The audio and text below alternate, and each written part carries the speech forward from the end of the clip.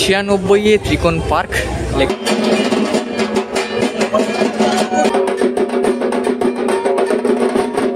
Devdarshan beholding the divine. ঘড়ির কাঁটায় বাজে এখন 6:56, প্রায় 7টা বাজতে যায়। আজ রোববার 25শে মে।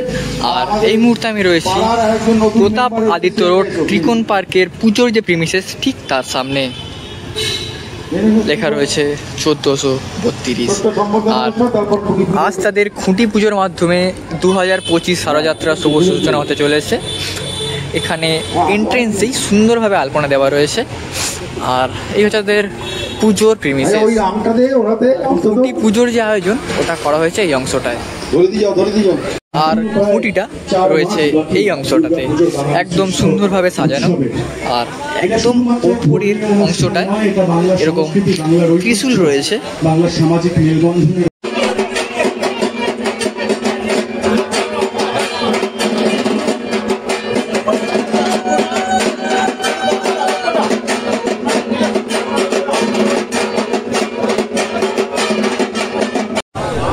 96 ত্রিকোণ পার্ক লেখা রয়েছে এই অংশটাতে। আর টোটাল যে প্রিমিসেসটা একেবারে সুন্দর করে সাজানো গোছানো, বেশ সুন্দর সাজানো গোছানো। আর মাঝে মাঝে এরকম একটা করে টপ বসানো রয়েছে।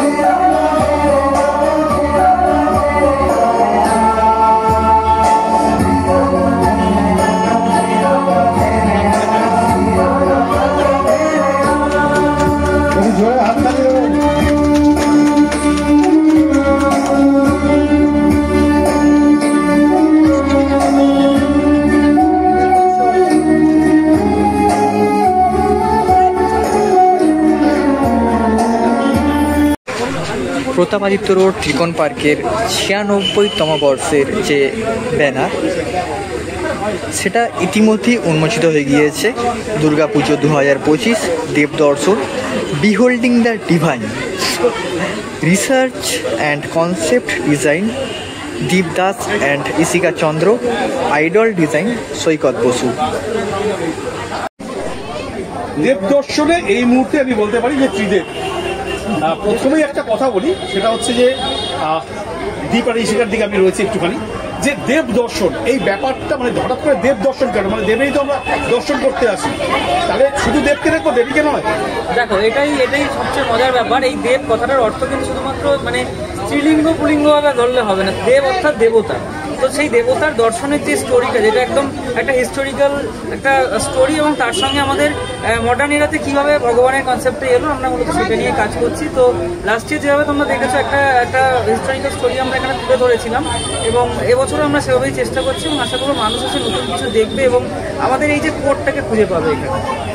আচ্ছা, মোটামুটি এই যে ভাবনাটা দেব দর্শন, মানে আমরা বলছিলাম যে বলে দাও, তাহলে আবার আমাদের ব্যাপার থাকে একটু কি মানে একটু সমাজের কোন আঙ্গিক দিকটা দেখাচ্ছে একটু, মানে হ্যাঁ দেখো, এইটা মানে এই কনসেপ্টটা না, মানে এটা তোমাকে ফিল করতে হবে। আমি এটাই বলতে চাইছি যে এই যে দর্শন ব্যাপারটা, যে আমরা কখন কাউকে দেখি এবং সেই দেখার মধ্যে আমাদের যেই একটা সচেতনতা কাজ করে, এবং আমরা কি থেকে দেখছি, আজকে যে আমরা যেটা দেখছি সেটা আদৌ কি আগে এরকম ছিল না আগে একটা অন্য ফর্মে ছিল। তো আমরা সেই ব্যাপারটাকে কালচার করেছি এবং দেখেছি যে পুরোনো দিনে কীরকম ছিল, কোথা থেকে দেব দেবতা এই ঘটনাগুলো এসছে। তো আমরা সেগুলোই মূলত এখানে দেখাতে চলেছি।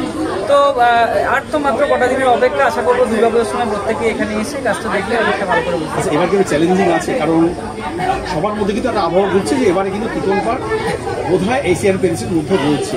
তো দেখো, সেটা তো পুজোর আমাদের, তোমরা জানো পুজো বাঙালির একটা উদ্দীপনা, এবং আমরা প্রত্যেকে বেঁচে থাকি পুজো নিয়ে। একটা বছর কাটে না, তার পরের পুজো চলে আসে। তো আমাদের প্রত্যেকের মনেই এটা থাকে যে এবছর হয়তো পরের বছর থেকে আরও ভালো একটা কাজ করবো। তো আমরাও সেই আশা নিয়ে আছি, আমরা চেষ্টা করবো আমরা লাস্ট ইয়ারে যেখানে আমরা ছেড়েছিলাম তার থেকে আরও ভালো কিছু এখানে করতে।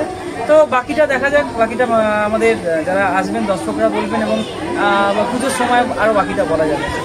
Thank you. আচ্ছা, এবার একটুখানি সৈকতদার কাছে আসছি। তোমার প্রতিমা তো মোটামুটি মানে দেখলে বলবো এটা সৈকতদার প্রতিমা, মানে এটা কোথাও সিম্বলিক হয়েই গেছে। এবার একটা কথা শুধু বলো যে এবার প্রতিমার মধ্যে অভিনবত্ব কি থাকছে, একটা মানে মানে তুমি কি একটু করতে চাইছো? আমি বলছি যে পুরোটা বলো, কিছুটা বলো। প্রতিমাকে নিয়ে আমরা বিগত বেশ কিছু বছর ধরে অর্থাৎ আমি যখন থেকে কাজ করা শুরু করেছি তার বেশ কিছু আগে থেকে অনেক রিসার্চ চলছে, অনেক ভাঙাচোরা চলছে, ভাঙা করা চলছে, অনেক কিছু চলছে।